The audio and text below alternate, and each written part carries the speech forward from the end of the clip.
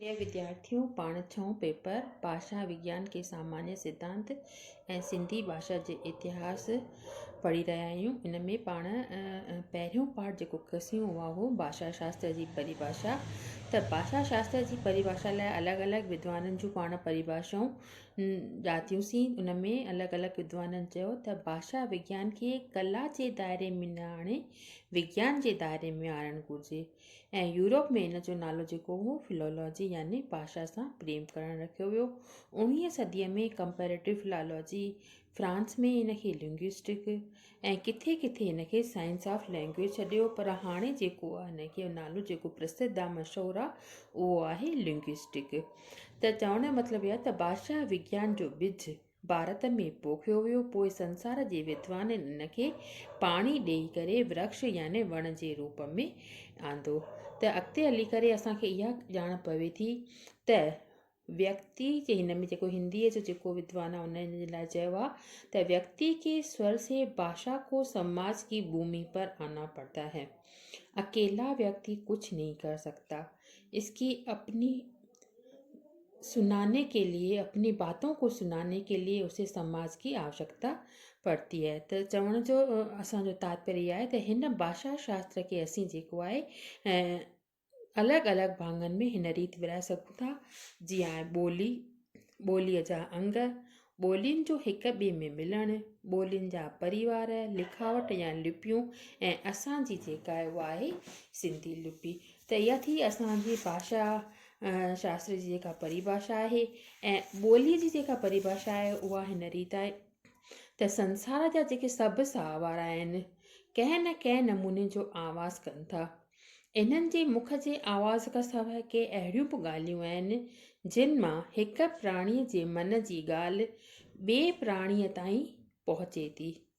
जीअं त गूंगे जा इशारा, मास्तर जे अखियुनि जी घूर, भिखारीअ जो हथु फैलाइणु या नेणनि जो भरिजी अचणु वग़ैरह। पर इन्ही भावना जे इज़हार खे असीं ॿोली नथा चई सघूं।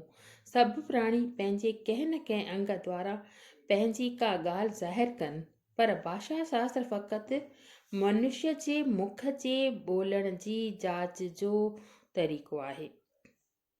ऐं भाषा विज्ञानी ॼाणणु चाहे थो त असीं छो था ॻाल्हायूं, कविताऊं ठाहियूं या राग ॻायूं, ॿोली कीअं पैदा थी, किथां आई, कीअं वधीक फैली, कीअं असां ताईं पहुती, पुराणा आवाज़ कहिड़ा हुआ,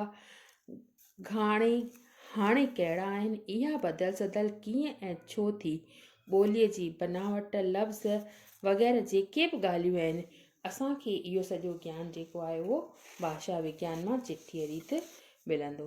हाणे अचे त ॾिसूं त भाषा विज्ञान जूं जेके आहिनि उहे ख़ासियतूं कहिड़ियूं आहिनि। जीअं त इंसान खे सभिनी प्राणियुनि में श्रेष्ठ लेखियो वञे थो। इन जो मुख्य कारण रुॻो इंसान ई अहिड़ो प्राणी आहे जंहिंखे असीं सभ्य सॾे सघूं था। इहो मनुष्य ई आहे जा पंहिंजे लाइ रहणी कहिड़ीअ जी का ख़ासि जॻह ख़ासि ठाहे सघे थो। इंसान जी इन रहणी कहिड़ीअ खे रीति खे चइजे थो तहज़ीब या सभ्यता। इंसान खे सभ्य बणाइण में समाज जो वॾो हथु आहे। ईअं चइजे त वधाउ न थींदो त समाज जीवन सां ई असांजे तहज़ीब में फैलाव थी सघियो आहे। इहो ई कारण आहे जो असांखे ॿियनि प्राणियुनि खां अलॻि करे ॾेखारण लाइ खेसि सभ्य प्राणी या सामाजिक प्राणी करे सॾियो वेंदो आहे। इहा समूरी रहणी कहिड़ी समाज द्वारा घड़े, इन करे इंसान जो समूरो वहिंवार जेको आहे उहो सामाजिक वहिंवार हिकु ई क़िस्म जो आहे। इंसान सामाजिक प्राणी आहे, समाज में रहे थो ऐं समाज में ई वहे वापरे थो। इन क़िस्म जे सामाजिक वहिंवार खे खेसि ॿिनि ॻाल्हियुनि जी ख़ासि ज़रूरत रहे थी। हिकु त ॿिया जेकी कुझु खेसि सम्झाइणु चाहिनि था उहो सम्झी सघे, ऐं ॿियो त पाण जेकी ॿियनि खे सम्झाइणु चाहे थो उहो सम्झाए सघे। इन्हनि ॿिन्हिनि ॻाल्हियुनि खे गॾे वीचार जी ॾे वठि या वीचार जो इज़हार सॾे सघिजे थो। वीचार जो मतिलबु इच्छा भावना आहे।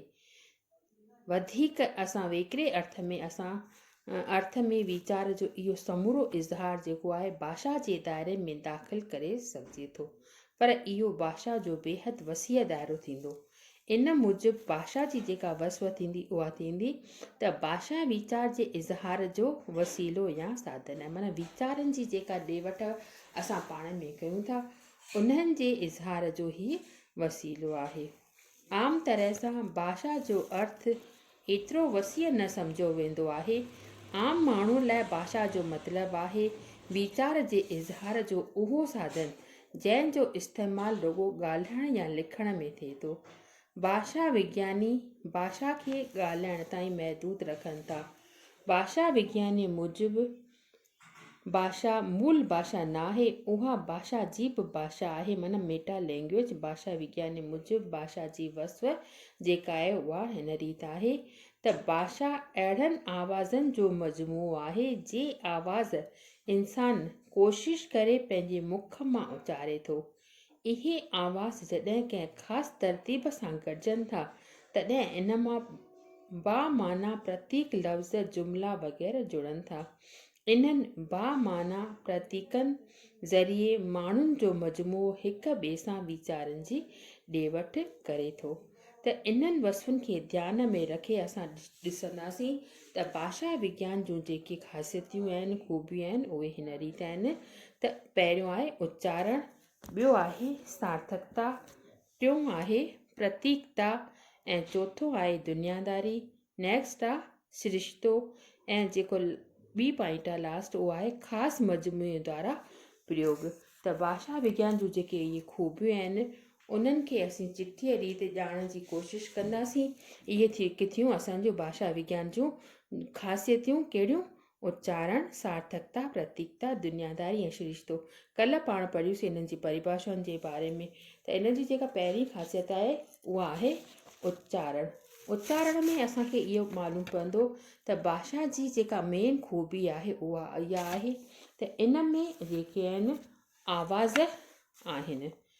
इन में जेके आवाज़ आहिनि ऐं आवाज़ इंसान पंहिंजे आवाज़ी उज़वनि आवाज़ जी पेती जेका आहे ॼिभ, चप, ॾंद वग़ैरह जी मदद सां उचारे थो।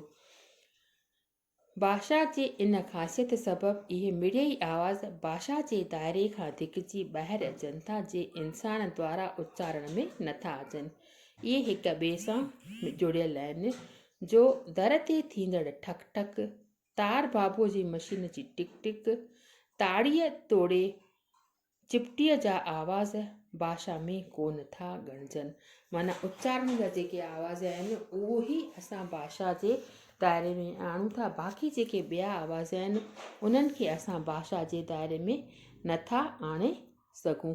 छो जो उहे त जेके आहिनि ॿाहिरियां आवाज़ आहिनि ऐं असांजे जेके बॉडीअ मां जेके आवाज़ निकिरनि था उहे कोन्हनि।